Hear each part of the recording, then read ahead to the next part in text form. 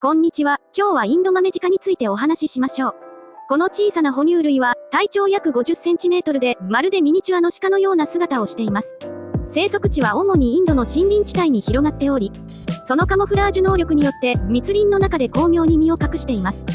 インドマメジカはとても臆病な性格で、危険を感じるとすぐに茂みの中に逃げ込みます。彼らは夜行性で、主に果実や葉、枝などを食べて生活しています。また、彼らの特徴的な点は、前足がとても長く、バランスを取りやすいという点です。このようにして、インドマメジカは静かに森の中で生活を続けています。それではまた、次の興味深い動物紹介でお会いしましょう。この動画が役に立ったり、楽しんでいただけたら、ぜひいいねとチャンネル登録を押してください。次回の動画もお楽しみに。